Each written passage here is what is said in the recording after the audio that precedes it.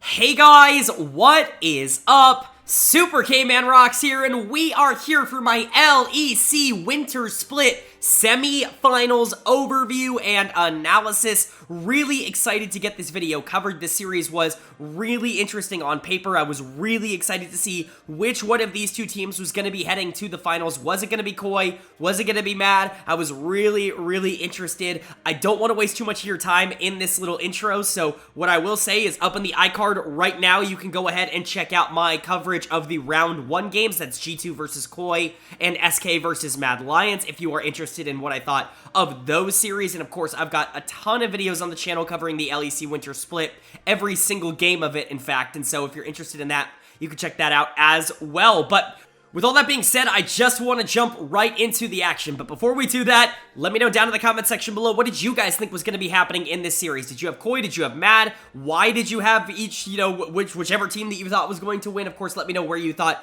each team struggled, where you think each team was successful. I want to hear you guys' thoughts and opinions down in the comment section below. But let's jump into it. Let's jump right into our semifinal matchup between Koi and Mad Lions. Really excited to talk about this one because I think matchup-wise, this is probably the most interesting third-place game we could have possibly gotten. Of course, G2 kind of dismantled Koi a bit. Koi obviously was able to take that game 3. They looked okay doing it, but for the most part, they just were not nearly as good. A lot of the players that had really been anchors, I would say, for them throughout the group stage and even throughout the regular season when they were struggled a lot in that series against G2, most notably Larson and Trimby, who I think were this team's 2 best players over the course of 2023 so far. Just did not have very good series against G2. They're going to need to step up. Malrang was really good in that series at generating early leads, but after that, really wasn't able to do much in terms of translating that into a successful game. So Koi's going to need a lot more consistency. On the flip side, Mad Lions looked very good against SK Gaming. Some hiccups here or there, but for the most part, what they really succeeded on was being able to generate early leads and then being able to use those early leads really effectively in the mid-game. Their mid-game kind of roam style, I guess you could say, their macro style, has really been difficult for teams to actually deal with. And SK certainly was no exception to that. Elyoya and Niski have done such a phenomenal job of being able to generate leads on their own and then translating that wealth to the rest of the map. Carzzy and Hilly are going to play super aggro in the 2v2 and generally generate leads, and Chasey's been so much better, I would say, over the past few weeks. I think Mad is a scary team, but Koi is a scary team as well. They could have the best bot lane in Europe if everything comes together. Their jungler just does not give up early leads very often, and their top laner's been playing a lot better, and so Koi is also pretty scary. This is a very interesting series. Of course, if you watched my previous video, you'll know my prediction for this series was Mad Lions in 5, although my 2-game stretch was Mad in 5, Koi in 5. I think this is going to be a very interesting series, but I think Mad probably has the slight advantage here to come out on top. That's what I said in yesterday's video. Hopefully that can come true because I really do like this Mad Lions team, but we're going to have to figure that out as we jump into game number 1. Of course, we're going to go game by game, talking about the strengths and the weaknesses of what each team was able to do in that game, maybe talking a little bit about draft, about the thought process behind it, and then how they performed to their win cons. But let's go ahead and jump into game number 1, and game number 1 was a Koi win. They jump out to an early 1-0 series lead. Obviously, game 1, relatively important, not the end of the world to lose game 1, but it is really good to get that momentum behind you, and Koi was able to do that here in the first game of the series. Really impressed with how they played the mid-game here. Obviously, the early game was a little bit slow, I would say, from both teams. Not really a lot of action happening early on, but Malrang does end up getting first blood bot side at around 6 minutes. That's really good pathing for Malrang. He knows that Gragas is not going to be on that side of the map, and so he can feel free to go all in on Kallista's early power spike, which I really like. It does generate a first blood for Koi, but not a huge lead, and then the game starts to slow down a bit until we get the giant Rift Herald fight around 10 minutes into the game. That is a clean ace, basically, on the side of Koi. I think they lose Larson or Malrang or somebody. One person dies. It's basically a 5-for-1, which is absolutely huge. At 10 minutes into the game, you have now just put yourself in like a 2.5k gold lead,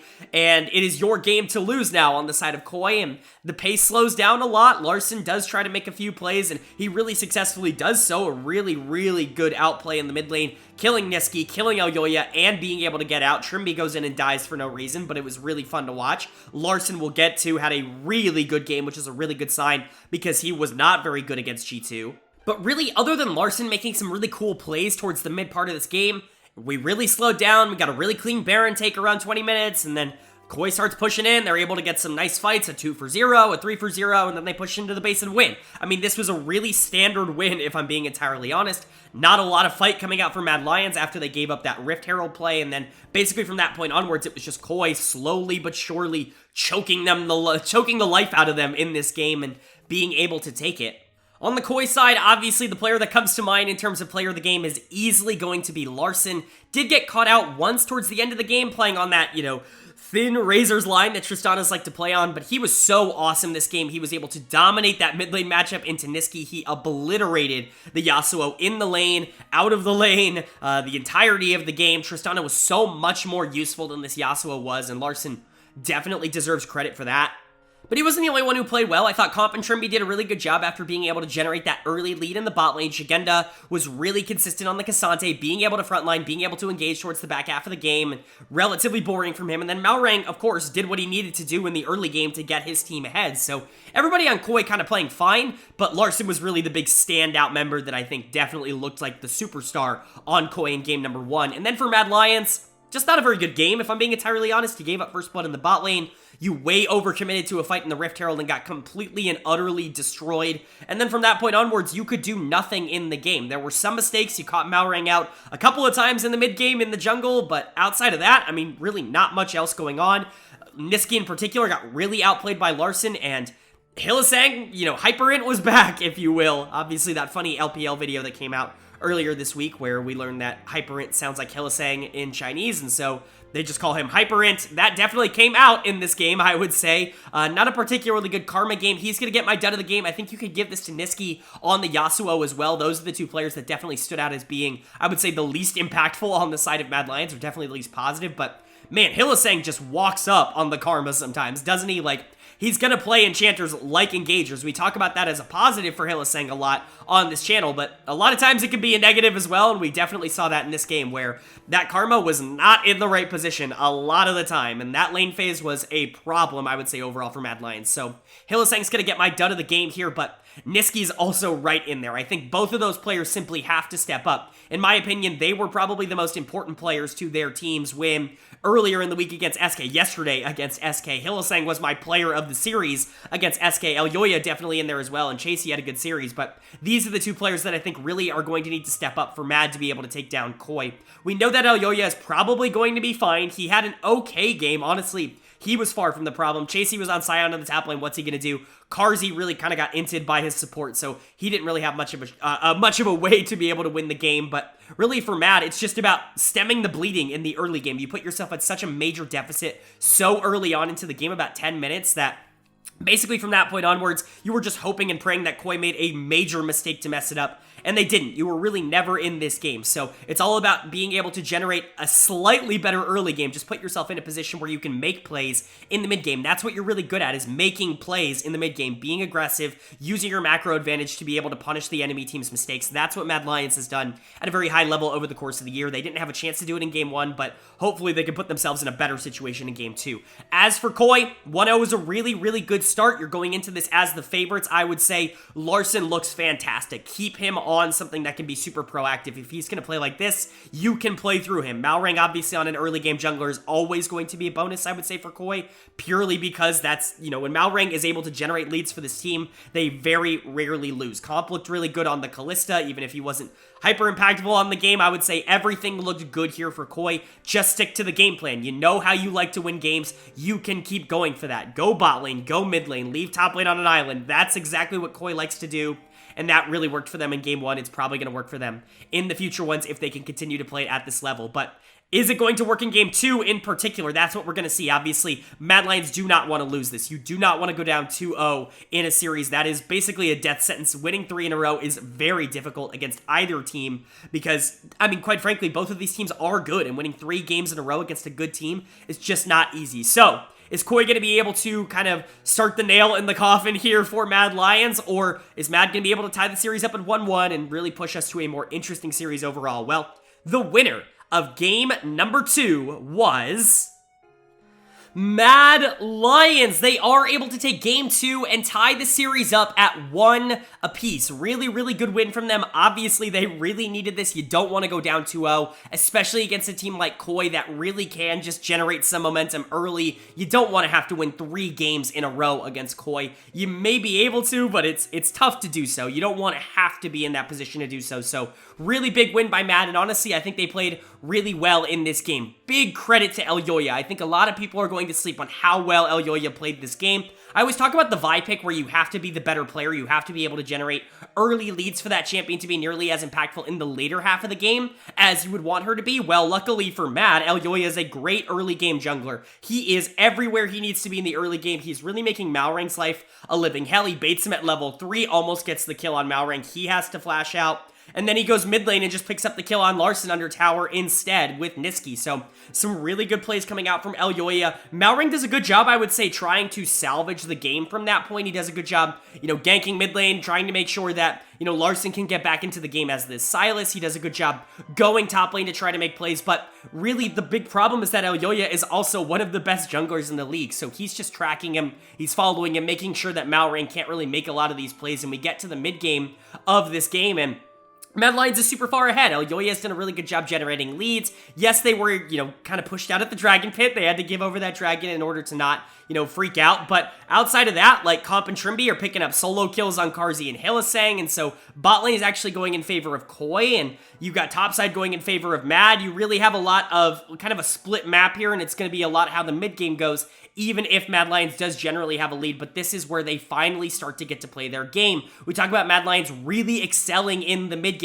that 10 to 15 minute mark. And that's what happened in this game. Elyoya and Niski are all over the map. Bot lane is, going in favor of Koi, but Karzi and Hilly start moving closer to the rest of the team, and that allows Elyoya and Niski to start making plays around the bot lane. Every time Comp and Trimby want to try and teamfight, all of a sudden you're getting Vi ulted, or you're getting flanked, or you're getting Gragas ulted, and Comp can't play the game. Like, he has a really hard time actually getting into these fights and playing them front to back, and if Koi doesn't have Comp in these fights, they just simply can't win. So really good job for Mad to be able to identify where they need to be able to generate their leads and then being able to capitalize on it. Comp really just felt bad in this game. Like, he played the early game so well, and then, he played the late game, I think, so poorly. It's just really unfortunate for Koi. I think that really was their avenue to win. But on the side of Mad, we talked about Elyoya, we talked about Niski having really good games. What we didn't talk about was Chasey, and that's because Chasey really wasn't all that flashy early on in the game. He was generating a massive lead into this Ornn as the Jace. Obviously, they've been going for this Jace Gragas, quote-unquote double flex, but they've only ever done it like this before. But honestly, it really works for them. Chasey is so good at this Jace, and Niski has shown so much proactivity on this Gragas. This is a very dangerous comp for Mad to play because there really isn't a lot of ways to stop it so long as they play correctly, and that was shown here. Chasey's going to get player of the game. He was dominating the latter half of this game. Not only was he dominating topside, especially towards the mid game where he was taking tower, he was pushing in lane, but we get to these late game team fights, and holy crap, can Jace hurt. He was one-shotting this Varus towards the back half of the game, not even allowing Silas to press W before he died. Like, the damage that was coming out from Chasey on this Jace is incredibly impressive, and he's honestly been incredibly impressive. He was someone who I was very low on going into the year. I wasn't particularly, excited about the tape that I saw from Chasey in X7 last year. I wasn't particularly stoked with what I was seeing on tape, and, coming in, I thought he was going to be one of the weaker top laners, and during the regular season, it was kind of true. Like, he wasn't bad, he just wasn't getting a lot of resources. It was Elyoya and Niski and sometimes Karzi and Hilly that were carrying Mad, but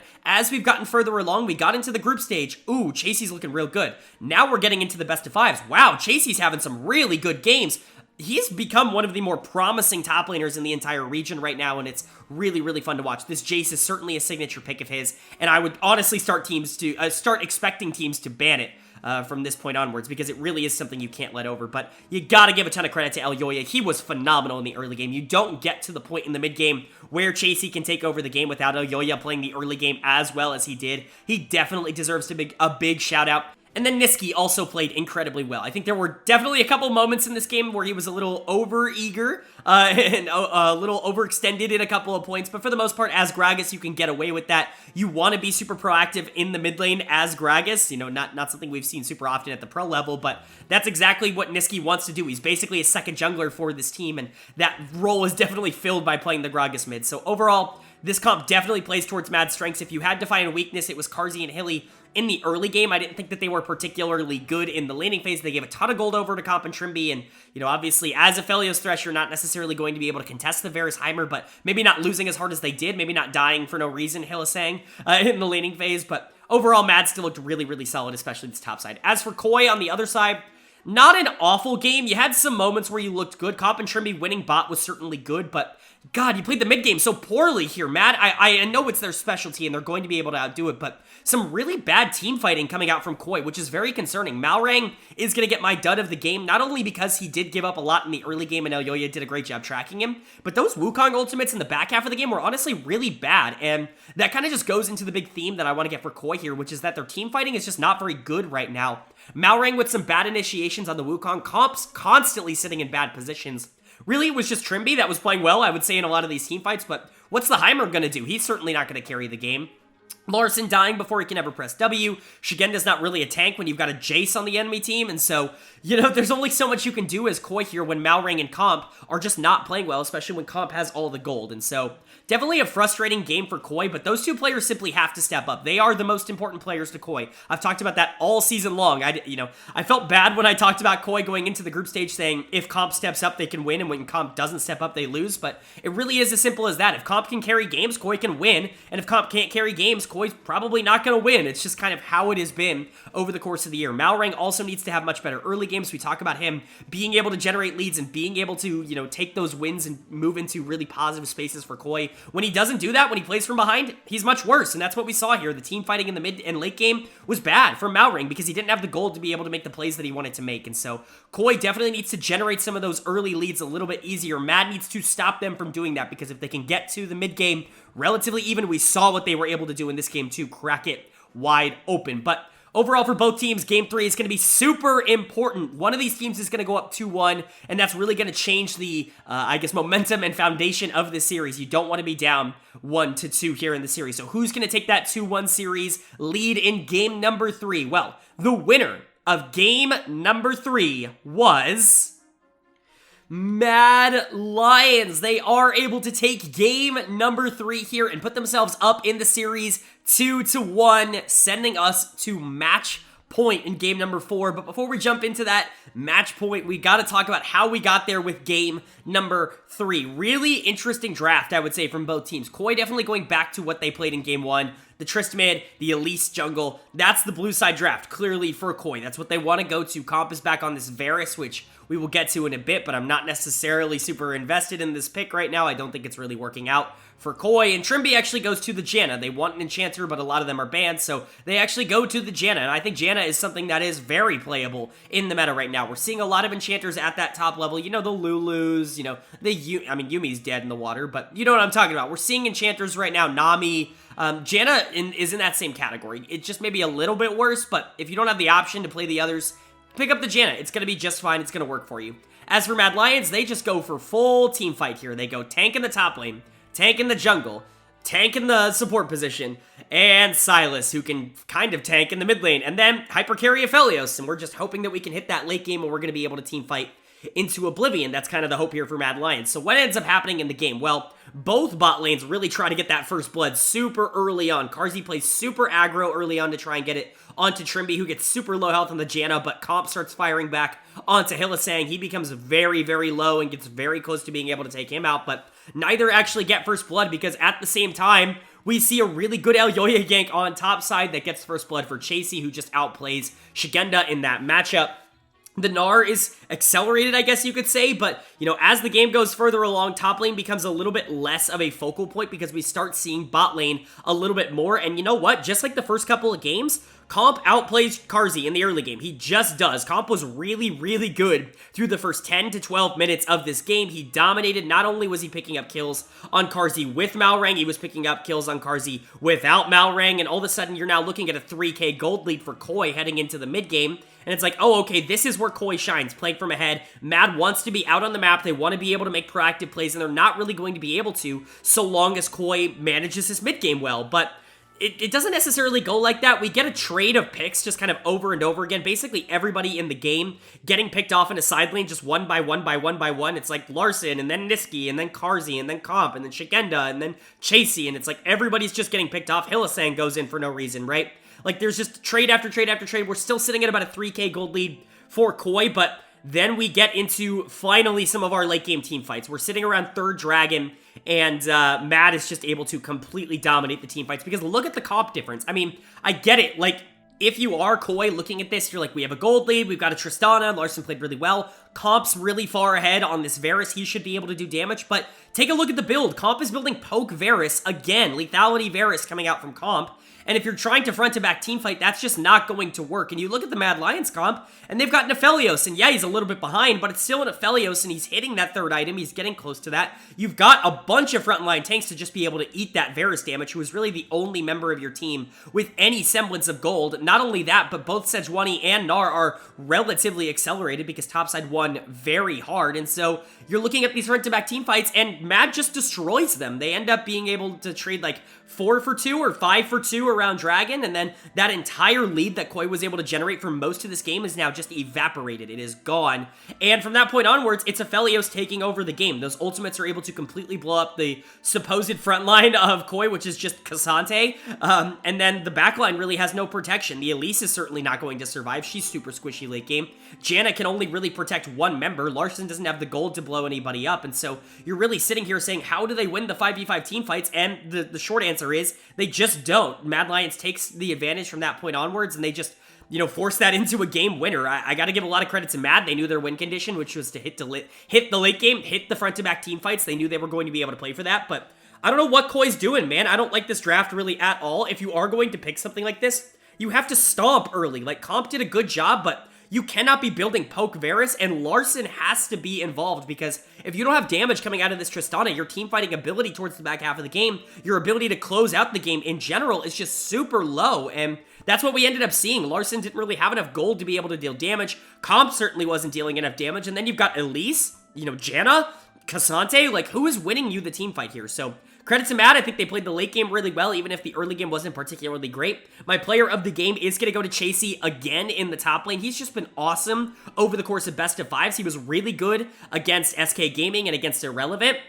He's been even better, in my opinion, against Shigenda and Koi here. He's been awesome in this series so far. Some of those Gnar ults were unbelievable. Obviously, the outplay in the early game to get first blood, but that Gnar ult to end the game in the final team fight, really, really fun stuff. Chasey is genuinely one of the better top laners in the league right now with how he's playing in the best of fives, and that's really good. Elyoya continues to have a huge impact on the series. He just has perfect map presence. He knows exactly where to be at any given time. His jungle pathing is perfect, and he really just doesn't give over any sort of advantages. Malrang is the kind of jungler that takes advantage of a lot of the mistakes that the enemy makes, but Elyoya just simply doesn't make mistakes. He's really consistent, and he's really solid. I think you could put a lot of negative attention towards the bot lane for their early game, but again, you're on a Aphelios Rel, not a particularly good early game lane, and honestly, you almost picked up first blood on the Janna early, which would have really changed the game, but, you know, once you hit that, like, 10-minute mark and you're down 2 kills because you've just given them to Comp for free, it's not a particularly good look. Carzzy has not been good in the early game of basically any of these games so far. Comp has, but it's been the opposite as we moved into the late game. Carzzy was really good in a lot of these team fights, obviously playing a team fight champion, but he played it really well. His positioning was solid. He knew when to step up. He knew when to play safe,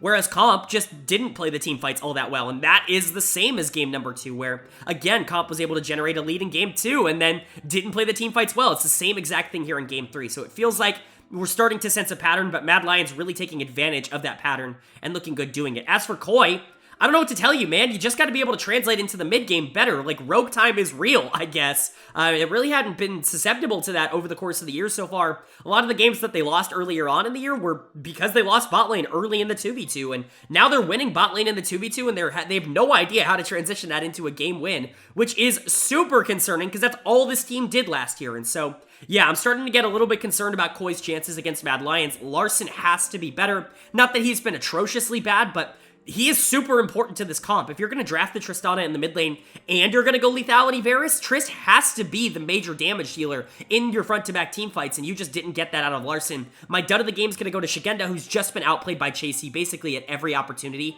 in this series so far. He's going to have to step up and be a lot better, but right now, I'm concerned about Koi. They are going to have to get back to different form in order to beat Mad, because right now, the strategy that they have is just not working. Even generating leads in the early game is not working. You're going to have to figure out a way to close out the game, and right now I'm a little bit concerned about that. But they can figure it out. We've seen them do it. They beat Vitality doing this in the group stage. Can they beat Mad Lions, though, in game number 4 to keep their winter split alive? Or is Mad going to punch their ticket to the grand finals? Well, the winner of game number 4 was Mad Lions. They are able to pick up game 4, and they're able to secure their ticket in the winter split finals. Unbelievable showing from Mad. Obviously, not a lot of people preseason thought they were going to get here.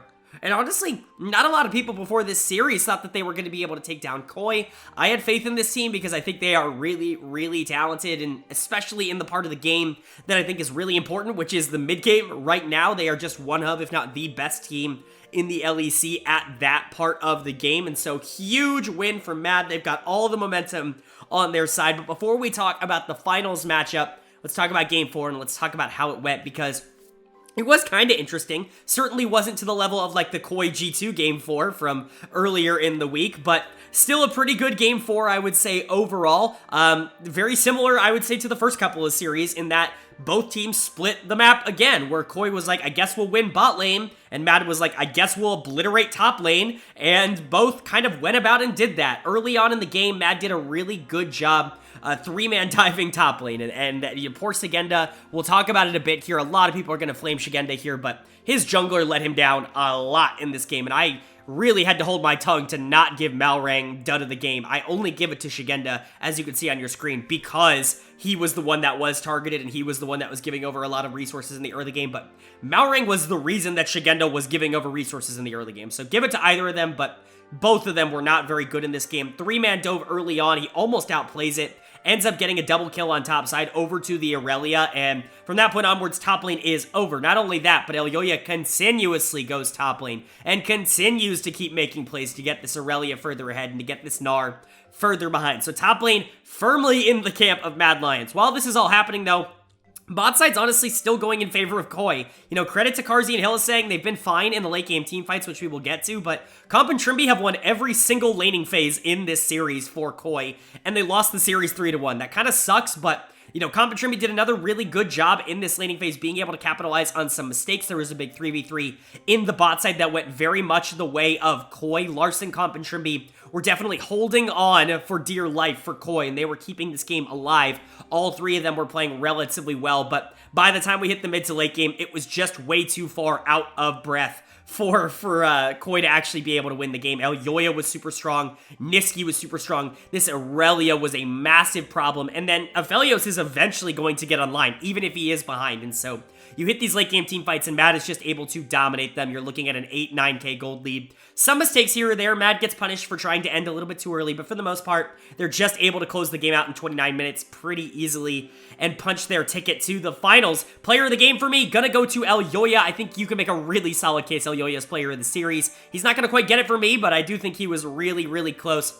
Awesome Vi game. I mean, he controlled the map. Talk about out-jungling Malrang. We talked about how Malrang was actually trying to make some plays earlier in these games, especially in the early games. We'll talk about this game. This game was atrocious for Malrang, but earlier in some of these games, Malrang was doing a good job trying to make plays early. Elyoya was just doing a better job of being able to match them and being able to know exactly where he needed to be at any given time. Elyoya out-jungled Malrang by a large margin, and that was a huge deciding factor for Mad. Choosing to invest into topside, choosing to invest into Chasey was a great decision in this series. They knew they had an advantage in that lane, and they capitalized on it pretty big. And then obviously, I've talked about it ad nauseum on this channel, but the synergy that Elyoya and Niski have at all points in the game is just incredible, and it's super fun to watch. So yeah, Elyoya was awesome here. Chasey was awesome on the Aurelia. Niski, great on the Gragas. They were definitely the three standout players. Chasey, for me, is going to get player of the series, but You want to give it to Elyoya? Absolutely, that's fine. Hylissang obviously got it in the SK series. I'm going to give it to Chasey here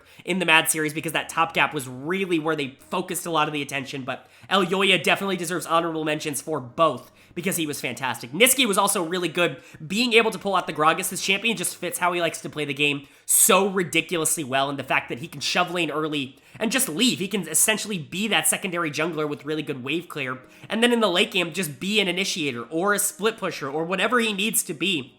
Gragas is this weirdly flexible pick that can basically do whatever he needs it to do, and it just really works for this team. You put Carzzy and Hilly on something that can scale into the late game because they haven't been very good in lane in the early game 2v2, and you're looking at a comp that I think really plays to the strengths of Mad, and they executed on it well. As for Koi, this is a sucky way for your split to end, I would say, but remember, you finished the regular season in 7th place, and you just finished playoffs in 3rd. Like, that's pretty good. Yes, you were not able to win a best of 5, but, you know, this is a team that probably wasn't supposed to make the best of 5s in the first place with that group with Vitality in it, and so congrats to Koi for making it this far. A couple of big disappointments, I would say, in this series, though. Shigendo was not very good. He got completely outplayed by Chasey in all of these games. I don't want to pull the plug on Shigendo, because I actually thought he was better than Broken Blade in every game except Game 4 in their series against G2, and so he certainly has shown some good signs, but man, Mad invested into that top side, and Koi were just not ready to deal with it. Malrang was also pretty outplayed in this series. There really is not a lot of other ways to put it. He tried to make some early plays, but the mid games coming out from Koi were awful, and often due to how poorly Malrang played them, and then in this pivotal Game 4, he had by far his worst game of the year. I mean, truly just an abysmal one on the Xin Zhao. Larson had a couple bad games, but for the most part was fine. Compet and Trimby had some great early games, but they almost never mattered as we got to the late game. These two just don't know how to team fight, so that's definitely an area that Koi needs to improve upon. When you hit that mid to late game, it just felt like they completely fell apart, and a lot of that was the bot lane just not being able to deal damage nearly to the level that they needed to in a lot of these fights when they were ahead. So that was a big thing that I think bothered Koi and you know, caused them to lose this series, I would say, but at least they were able to generate leads, which is more than I can say for most of the other maps. So definitely some negatives for Koi, some things that they're probably going to go use this week off to build themselves into, but you know, for now, it's a rough end to the year, I think, mentally, but you got to look at this as a positive. You still were able to get 3rd. It's only the first split of the year. If you can bounce back, have a much better spring split, I mean, this is a team that really does have the talent to be able to win, you know, spring in just a couple of months. So, or weeks, I guess I should say, just a couple of weeks. So, I wouldn't worry about it too much if I were Koi. 3rd place is still pretty good, but it is the end of the line for you, and Mad is now moving on to the finals. Really excited to preview that, but big credit to Mad Lions. Before we jump into that, big credit to Mad Lions. This is a team that basically nobody believed in at this level. I know a lot of people thought they were good, but I didn't see anybody putting them in the top 2, putting them in the top, you know, 3. I was putting them in the top 3 all year long, but nobody was really consistently putting them up there, but they consistently won games throughout the regular season, and Elyoya and Niski consistently outperformed expectations. Niski is a legit MVP candidate. Chasey has really stepped up. Elyoya's the best jungler in the LEC, and Carzzy and Hylissang, for all their lane problems, are really, really good team fighters. Hylissang, in particular, has really stepped it up on these engagers now that he feels like he can play them again, and he's team fighting incredibly well. Mad, when they play their style, when they get to play their game, are better than almost anybody in Europe, and they're not going to be an easy out even for a good team like G2. All right, that is going to do it for my LEC semi-finals winter split overview and analysis. We covered Mad, we covered Koi. It's now time to preview the finals, the winter split finals between G2 and Mad Lions. Who do I think is going to win? How do I think it's going to go? Well, if I had to pick a winner, I'm going to pick G2. I just think they're the better team. I think they're probably going to be able to beat basically anybody right now. They are clicking on a level that I just don't think a lot of other teams are really able to match. Whether it's top side, whether it's bot side, whether it's mid lane, everybody is winning right now. Mad's not going to be able to generate the same kind of leads on the upper side of the map that they were able to generate against a Koi team that does struggle on top side. G2 doesn't have that problem, and I think Yike is going to do a little bit better at being able to corral mid games than someone like Malrang was able to do against Elyoya. I do think Mad is going to be able to put up a fight.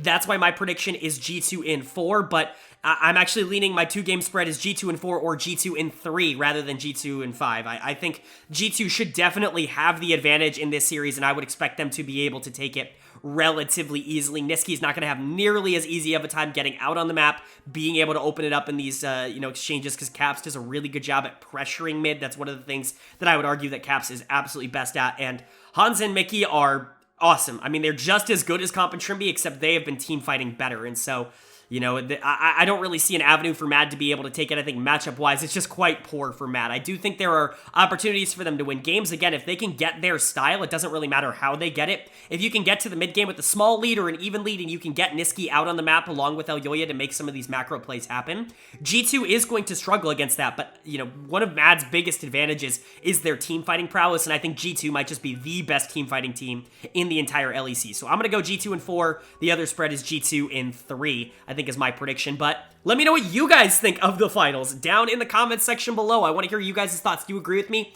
Do you think G2 should have this in the bag, or is Mad's momentum going to put them over the top? Remember, G2 hasn't played a game this weekend. Mad has played 2 best-of-5s already and won them both, so momentum definitely on the side of Mad Lions, and I'm interested to hear what you guys think of this series down in the comments section below. Of course, also, if you enjoyed this video, hit that like button. It really does mean a lot for the channel. It lets me know you guys are enjoying the videos, and if you are new here, hit that subscribe button. It's gonna, you know, help keep you up to date. Not only do I do LEC videos, I do all 4 of the major regions as well as the NACL every single week on this channel. So if you're interested in a very comprehensive overview of pretty much everything that's going on in LoL esports, hit that subscribe button. I promise this channel will not be disappointing to you. But with all that being said, I hope you all are having a great day. I hope you continue to have a great day, and I will see you all later.